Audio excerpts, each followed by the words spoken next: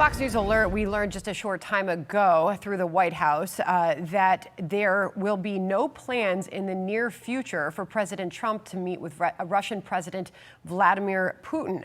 This fresh off of a meeting and a productive call, it was described, between Secretary Rubio and Foreign Minister Lavrov. Brent Sadler is joining us now, a retired Navy captain, former Pentagon official, and senior fellow at the Heritage Foundation.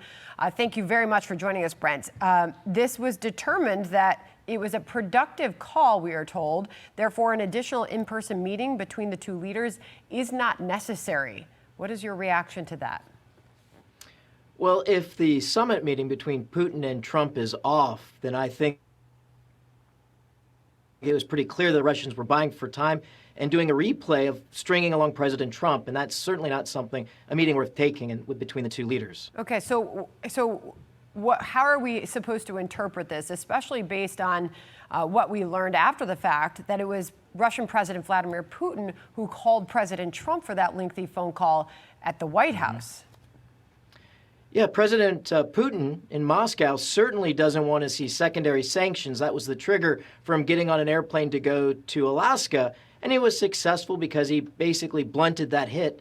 But now the threat is of additional weapons going to Ukraine that actually could exasperate his wartime efforts on the battlefield, talking about Tomahawks, but also Iran missiles making the way to Ukraine. So, of course, he's going to make a call, and he's willing to get on a plane again, perhaps to go meet Trump somewhere in Europe, to try to delay again.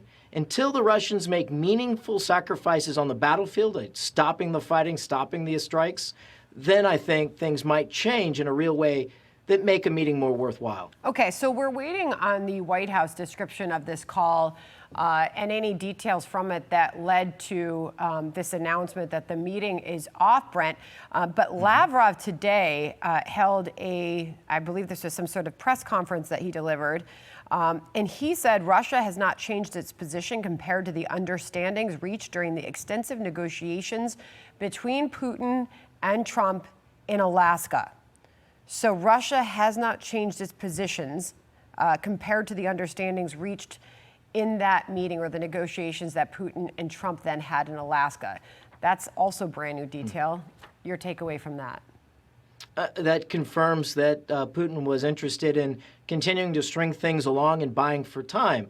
The weather is turning against the military operations as the changing season there, and you get heavy rains and it turns into a giant mud pit. So their military operations are going to slow down anyway.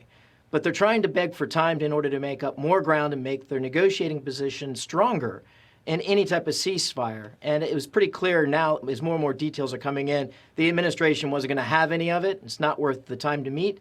But until economic sanctions on the benefactors to Moscow, like China and India, they're not going to see much pressure or compellence to get Putin to the table. Well, there you go. All right. A productive call, it was described, as far as the details we've learned so far. We'll see where all this goes next. Brent, appreciate you joining us on the breaking news.